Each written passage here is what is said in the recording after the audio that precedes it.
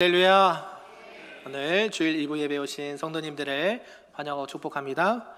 더우신가 봐요. 뒤에 에어컨 잠깐 틀까요? 꺼졌네요. 저 뒤에도 켜주세요. 더우신 것 같아요. 할렐루야. 오늘도 하나님의 크신 은혜가 우리 모두에게 충만하시기를 주님의 이름으로 축복합니다. 아멘. 우리 오늘은 옆 사람과 이렇게 축복하는 마음으로 인사하면 좋겠는데요. 한번 따라서 해볼까요? 하나님의 마음의 시선을 하나님께 향합시다. 사랑하고 축복합니다. 잘 오셨습니다. 오늘 특별히 이제 산상수훈 시리즈를 계속 주일 낮 예배 시간에 이렇게 살펴보고 있는데요. 오늘이 벌써 12번째 시간입니다. 지난주에는 분노, 화내는 것을 하면 안 된다라는 말씀에 이어서 오늘은 간음하지 말라라는 말씀으로 우리 주님께서 시작을 하십니다. 이 말씀을 들으면 조금 불편할 수가 있습니다. 단지 예수님께서 간음하지 말라라는 이 행위적인 외적인 행위만을 말씀하는 것이 아니기 때문이죠. 그보다 더 훨씬 깊은 의미를 담고 있는 의미의 말씀입니다. 바로 어떤 행위, 겉으로 나타나는 것뿐만 아니라 마음에 품은 그 시선과 생각들까지도 죄가 될 수 있다라는 것을 말씀하고 있습니다. 그렇다면 왜 예수님께서 이렇게 말씀을 하셨을까요? 단지 왜 행동만이 아니라 마음속의 생각과 시선까지도 문제를 이렇게 삼고 있으실까요? 이 말씀을 좀 이해를 하려면 우리가 유대 사람들과 이 지역의 배경들을 좀 이해를 해야 됩니다. 우리 유대인들이 가장 잘하는 것, 잘 지키는 것이 무엇이라고 했습니까? 율법이라 했어요. 율법. 그죠? 이 마태복음은 1차 저자가 유대인들에게 쓰여졌거든요. 그러니까 예수님께서 이 말씀을 하시는 겁니다. 유대 사회에서는 계속 이 외적인 것에 중심을 두고 있기 때문에 이 철저히 지키는 것을 신앙의 핵심으로 알았다라는 것이죠. 이 간음하지 말라가 어디에 나와 있습니까?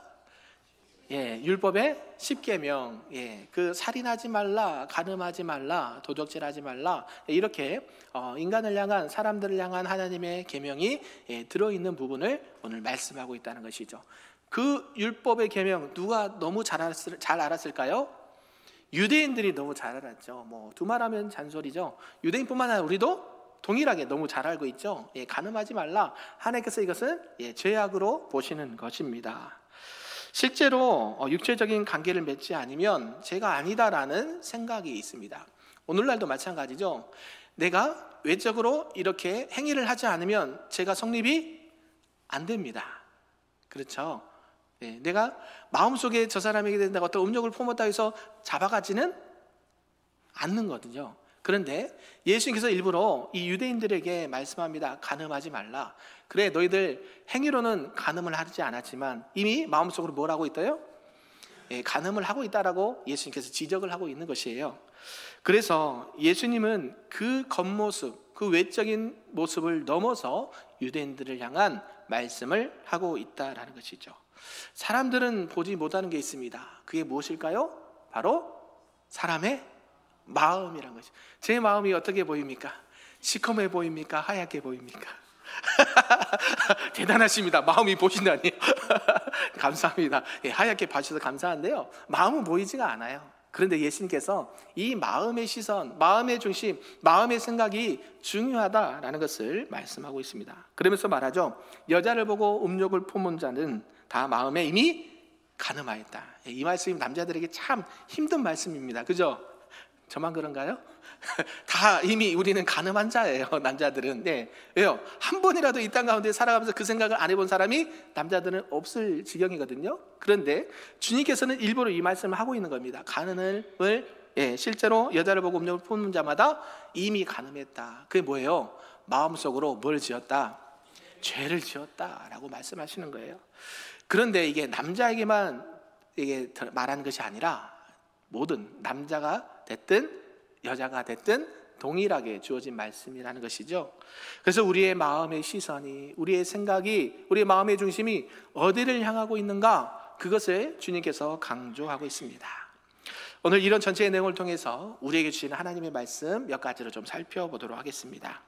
그 첫 번째는요, 하나님은 행위보다 마음을 먼저 보신다라는 말씀이에요. 우리 27절과 28절을 함께 읽어보겠습니다. 시작. 또 간음하지 말라 하였다는 것을 너희가 들었으나 나는 너희에게 이르노니 음욕을 품고 여자를 보는 자마다 마음에 이미 간음하였느니라. 아멘. 네, 유대인들의 입장에서는 어떤 생각을 했을까요? 이 말을 들었을 때, 아유, 예수님, 난 실제로 그렇게 하질 않았어요. 저는 그래서 죄인이에요? 아니에요? 아니에요. 그래서 나는 의로워요. 나는 이런 죄를 지을 생각도 없어요. 그런데 어때요? 예수님은 말씀하고 있다는 것이죠. 그를 죄라고 이야기하니까 불편한 거예요. 누가요? 유대인들이. 그 말씀을 하신 이유는요, 어떤 사람을 정죄하기 위해서 하신 말씀은 아닙니다. 오히려 너희들의 마음을 더 지켜야 된다. 너희들의 마음의 시선을 하나님께 두어야 된다. 너 마음의 생각들을 하나님께 고정시켜야 된다라는 것을 강조하고 있다라는 것이죠. 예, 이 유대인들은요, 이 철저하게 율법을 지키는 사람들이었습니다. 그래서 이 외적으로 하나하나 지키는 것에 집중을 했어요. 간음하지 말라라는 이 계명도 실제적으로 육체적인 관계를 맺지 않으면 나는 죄를 짓지 않았다라고 생각하는 그런 유대인들에게 말했다는 것이죠. 예수님께서는 그 겉모습뿐만 아니라 속마음을 얘기하시면서 이것은 죄가 될 수 있다는 것을 말씀합니다. 우리가 이런 얘기를 하면 항상 예화로 드는 인물이 나옵니다. 구약에 유명한 왕이 있습니다. 누구일까요? 다윗 왕이 있습니다. 다윗 왕. 예, 여러분 다 알고 계시죠? 다윗은 하나님의 마음에 합한 자라는 칭호를 얻을 정도로 하나님이 무엇을 기뻐하시고 하나님이 뭘 좋아하시고 어떤 게 하나님의 뜻일까 늘 물었던 그 다윗 왕이요, 세상에 넘어집니다. 옥상에 거닐 때에 아름답게 모여가는 여인을 봐버렸어요. 근데 그 마음에 어떤 생각이 들을까요? 안 좋은 생각을 갖게 된 거예요. 네, 거기서 그러면 어떤 마음을 빨리 지워야 될까요? 예, 그런 나쁜 생각들을 빨리 지워야 되는데 그것을 지우지 않았어요. 그 마음을 키워버렸어요. 어떻게 됐을까요? 실제로 밧세바를 취하게 되고, 그것뿐만 끝난 게 아니라 그 남편 우리아도 전쟁에 나가서 죽게 만드는 범죄를 행하게 했다는 것이죠. 결국 그 출발은 어디였을까요? 죽이는 게 먼저가 아니었죠? 뭐부터요? 마음에 이미 그 밧세바를 취할 것을 먹어버렸다는 것이죠. 마음을 그렇게 두어버렸기 때문에 실제로 그 마음에 있는 죄악이 행위로 나타나게 되고 결국 씻을 수 없는 그 오명을 다윗은 얻게 되었다는 것이죠. 사랑하는 성도 여러분, 그래서 바로 이 마음의 시선이 바로 이 죄악의 시작점이 된다는 것이에요. 그저 한 번 본 것, 그냥 한 번 이 마음에 머물렀다고 해서 그게 가만히 두면 안 된다라는 것이에요. 죄가 잉태하면 안 된다라는 것을 말씀합니다. 오늘날 우리는 어떨까요? 오늘날 우리는 다윗보다 더 많은 유혹이 있죠. 예, 요즘에는 스마트 기기가 원체 많고 또 이렇게 컴퓨터도 많이 발달돼서 잘못 누르면 바로 뜹니다. 이 광고가 떠요. 이상한 광고가 뜨는데요. 어때요? 그때면 우리는 남성분들은 어떻게 해야 될까요? 빨리 차단하거나 닫아야 되는데 어때요? 희한하게 한번 클릭하게 되죠. 저만 그런가요? 네, 그렇게 된다는 거예요. 근데 우리 주님께서는 그런 유혹이 언제든지 찾아올 수 있다라고 말씀합니다. 그럴 때에 그런 마음이 들면 빨리 제거하시기를 바랍니다. 예, 그게 우리가 마음을 빼앗기지 않는다라는 것이에요. 사람은 외모를 봅니다. 사무엘상 16장 7절에 보면요, 사람은 외모를 보거니와 하나님은 여호와는 뭘 보신다? 중심을 보신다라고 말해요. 그래서 하나님 우리가 어떤 옷을 입고 있는지, 어떤 직분을 가지고 있는지, 어떤 배경을 가지고 있는지 그거보다 먼저 뭘 보신다고요? 지금 여러분과 저의 마음의 중심을 보시고 어떤 마음과 생각과 시선을 가지고 있는지를 먼저 보신다라는 사실이에요. 우리 시선이 머무는 곳, 우리의 마음을 두는 곳이 어디에 있는가를 주님께서 말씀하고 있습니다. 하나님을 향하고 있는가? 세상을 향하고 있는가? 아니면 말씀을 향하고 있는가? 세상의 유혹과 쾌락을 바라보고 있는가? 라는 것이죠. 그러므로 저와 여러분이 머물고 있는 시선이 어디에 있는지 한번 생각해 봤으면 좋겠습니다. 아무도 모르게, 아무도 보지 못하게 내 마음속에 품고 있는 생각들, 또 시선들과 욕망들이 있다고 한다면 하나님 앞에 모두 제거하시기를 주님의 이름으로 축복합니다. 행위 이전에 마음을 지켜야 된다라고 말씀하는 거예요. 잠언에 보면 무릇 마음을 지키라, 생명의 근원이 이에서 남이니라. 여러분, 마음이 그만큼 중요하다는 거예요. 행위는 절제할 수가 있습니다. 그런데요, 마음은요 절제가 잘 안 돼요. 그래서 주님께서는 이 마음의 시선을 늘 하나님께 고정을 해야 된다라는 것입니다. 아무리 행위로 죄를 짓지 않다 하더라도 그것을 품고 있으면 어떻게 된다 그랬어요? 행위로 나타나게 돼요. 우리 지난주에 말씀드렸죠. 분노가 생길 수 있습니까 없습니까? 화 날 수 있습니까 없습니까? 그거 어떻게 하라 그랬어요? 가장 좋은 방법? 빨리 회개하는, 용서하는 거예요. 근데 그걸 품고 있으면 어떻게 된다 그랬어요? 실제로 행위로 나타나게 되죠. 가인이 아벨을 죽이는데 행위로 나타낸 것처럼 마찬가지예요. 우리 마음에 작은 이 죄악의 뿌리가 있으면 그게 결국 행위로 나타나게 됩니다. 그것을 빨리 제거하시기를 주님의 이름으로 축복합니다. 그래서 우리의 시선이 늘 하나님께 향할 수 있기를 주님의 이름으로 축복합니다. 아멘.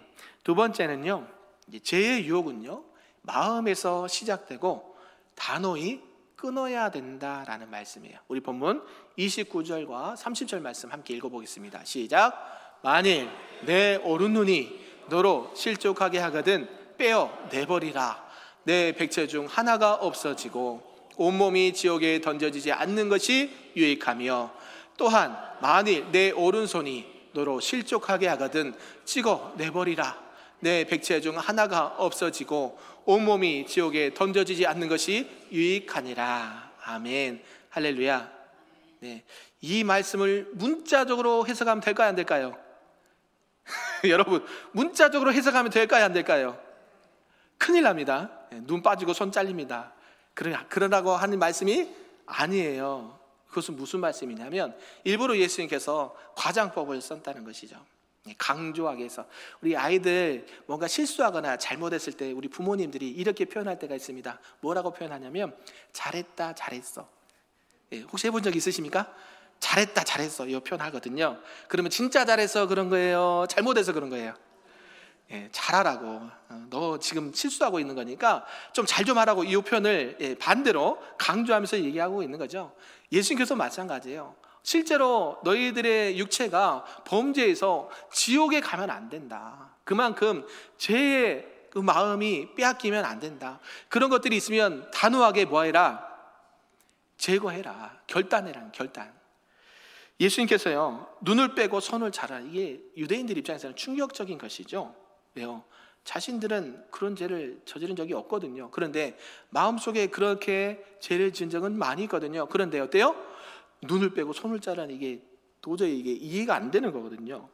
근데 예수님께서 일부러 이들에게 과장해서 설명을 해주고 있습니다.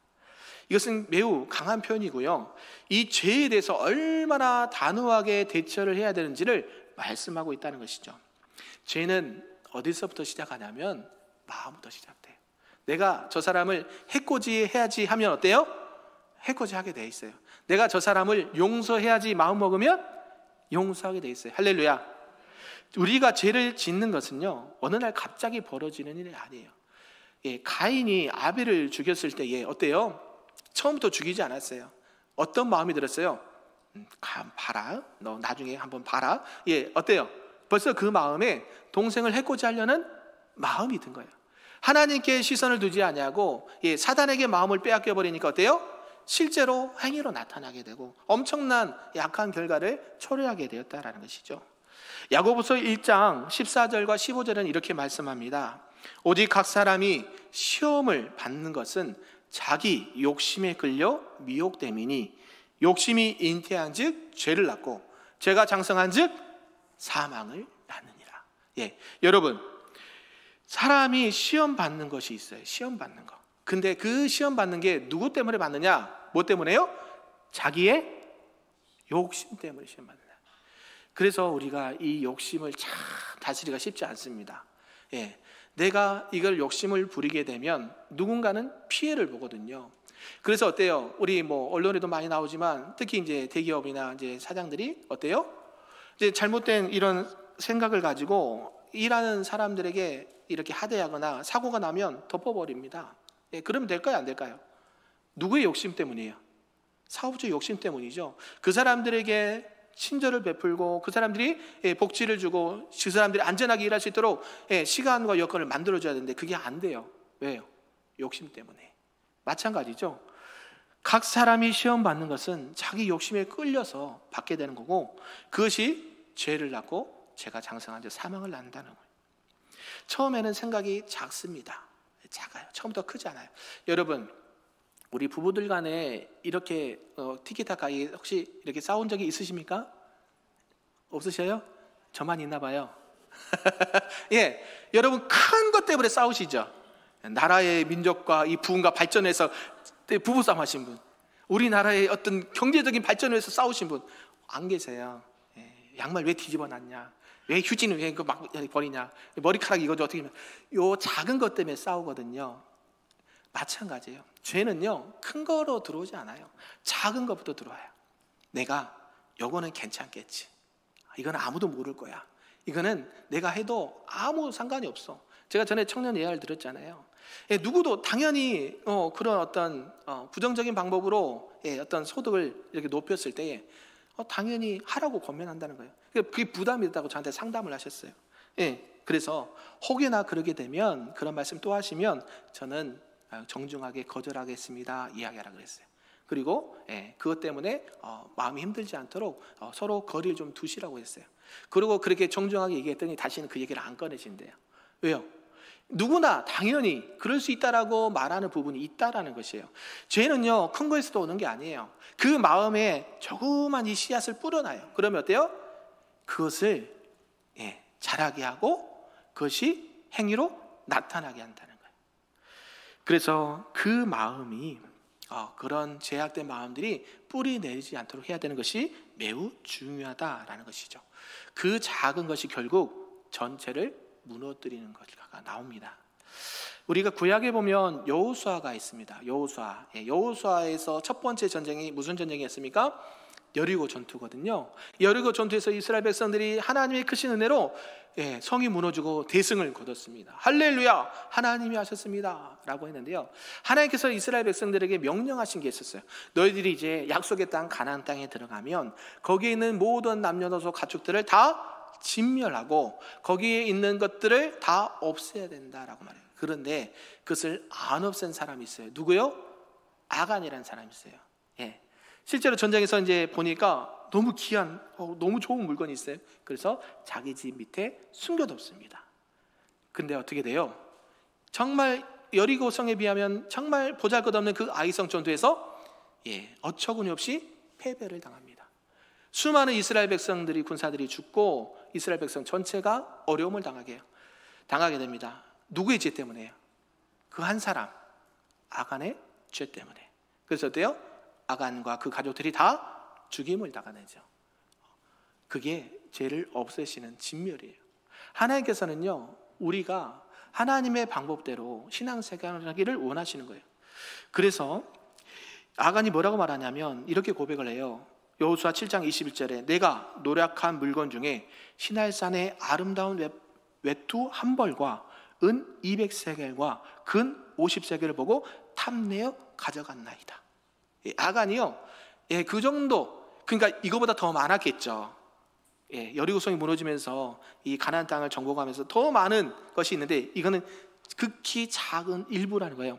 그냥 외투 한 벌, 그 다음에 은 200세겔, 금 50세겔을 숨겨놨다는 거예요.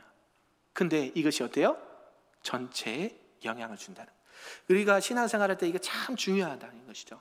나 한 사람쯤이야. 나 한 사람 정도면 괜찮겠지. 큰일 납니다. 그러면 전체가 무너져요.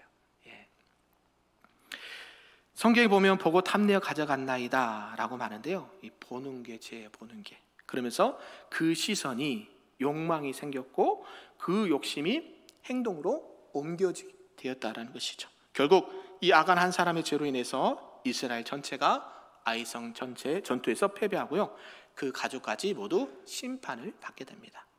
이처럼 죄는요, 결국 개인적인 문제로 끝나지 않아요. 그냥 나 혼자만 그렇게 어려움을 당하면 되는데 아니에요. 특히 이 신앙의 공동체는 모두가 함께 그 영향을 받습니다.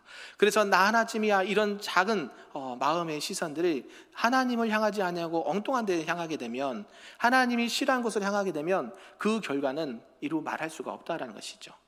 사랑하는 성도 여러분, 저와 여러분의 삶 속에서 끊어야 될 이 유혹의 통로가 있다면 무엇입니까? 반복해서 넘어지는 그 자리가 있다면 어디입니까? 나도 모르게 빠져드는 안 좋은 습관이 있다면 무엇입니까? 이 정도는 괜찮겠지, 서로 합리하고 있는 그 생각은 무엇입니까? 오늘 주님은 말씀하십니다. 그 유혹을 단호하게 끊어버려라. 그 죄의 시선을 단호하게 끊어버려라. 그것을 끊어서 너희 몸과 너희 공동체가 생명의 길로 나아가야 된다는 것을 우리 주님께서 말씀하신 줄로 믿습니다. 우리 큰빛교회 모든 성도님들은 그런 은혜가 있기를 주님의 이름으로 축복합니다. 아멘. 마지막 세 번째는요, 이 관계의 거룩함은 마음의 정결함에서 시작된다라는 말씀입니다. 우리 31절과 32절을 함께 읽어보겠습니다. 시작. 또 일렀으되 누구든지 아내를 버리려거든 이혼 증서를 줄 것이라 하였으나 나는 너희에게 이르노니 누구든지 음행한 이유 없이 아내를 버리면 이는 그로 간음하게 함이요 또 누구든지 버림받은 여자에게 장가드는 자도 간음함이니라. 아멘. 이 얼마 전에 이제 저희 아내가 요거를 어디에 있지 하다가 제가 찾았는데도 안 알려줬거든요. 오늘 본문의 말씀이기 때문에 말을 아꼈어요. 예수님께서는 간음하지 말라 하고 난 다음에 그 다음에 세 번째로 뭘 말씀하시냐면 이 부부의 결혼과 이혼에 대해서 말씀하십니다. 이 부부가 결혼을 하는 것이 이혼하면 된다 안 된다? 안 된다는 것을 강조하기 위함이에요. 왜 그렇다면 이것을 유대인들에게 말씀하실까요? 그것을 너무나도 율법으로 잘 알고 있었거든요. 간음하지 말라, 그걸 모르는 사람이 어디 있습니까?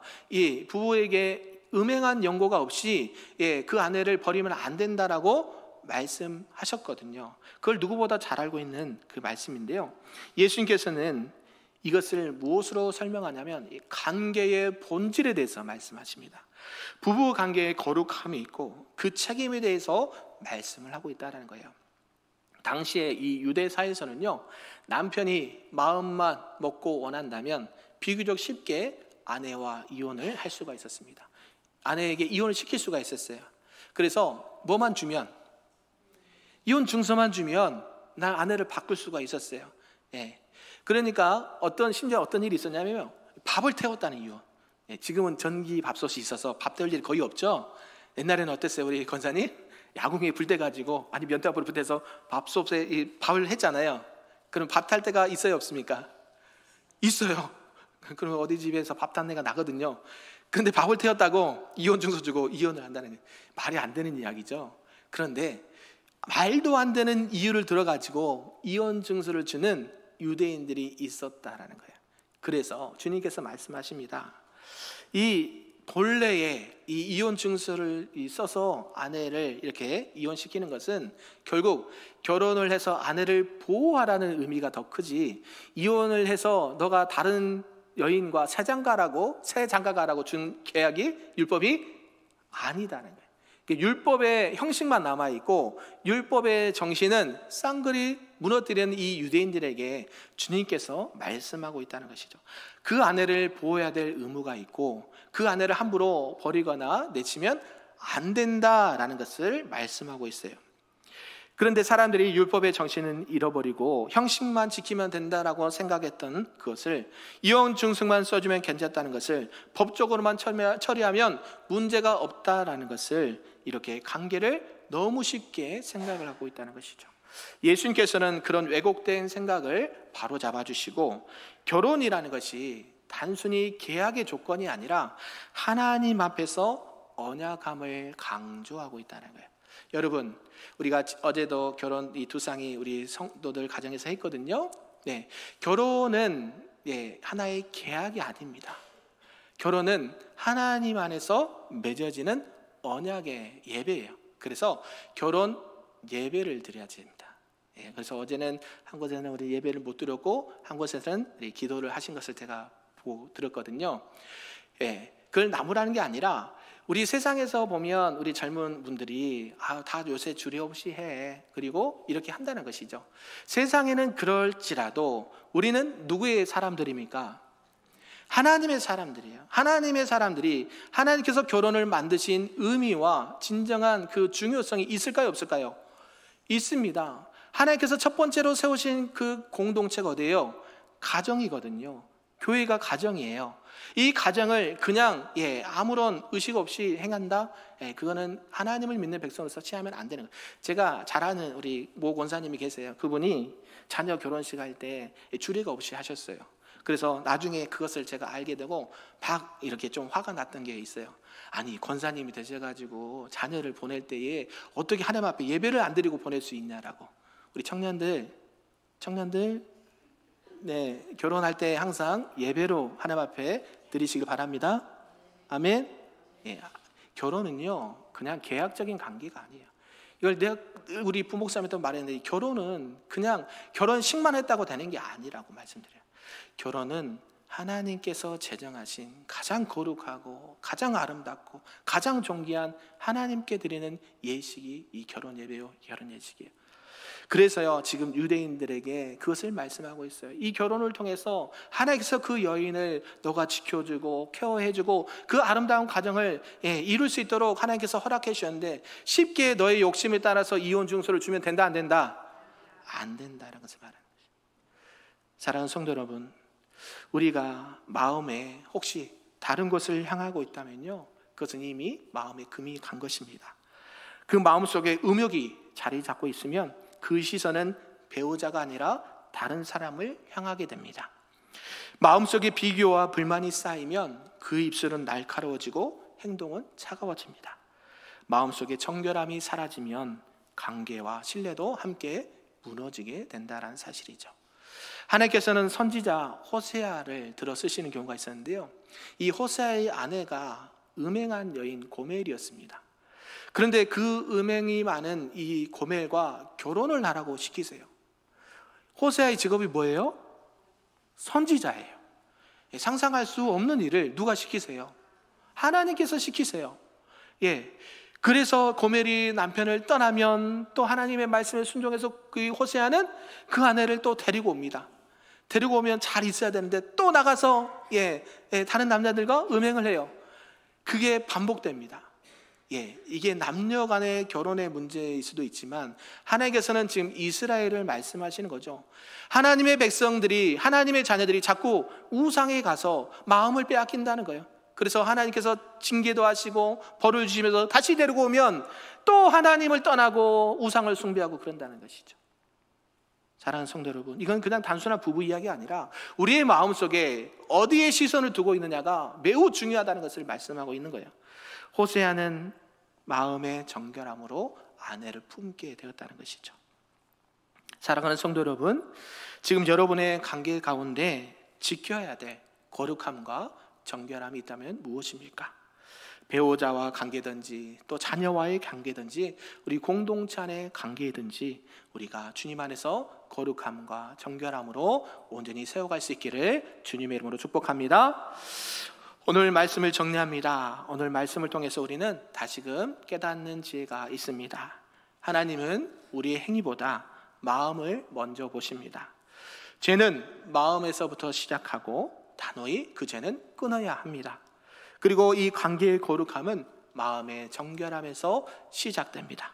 그러므로 저와 여러분의 마음의 시선과 중심이 어디를 향하고 있는지 늘 하나님을 향하시고 말씀을 향하시고 교회를 향하셔서 하나님이 기뻐하시는 믿음의 사람들, 저희들 우리 교회와 가정들이 될 수 있기를 주님의 이름으로 축복합니다. 아멘.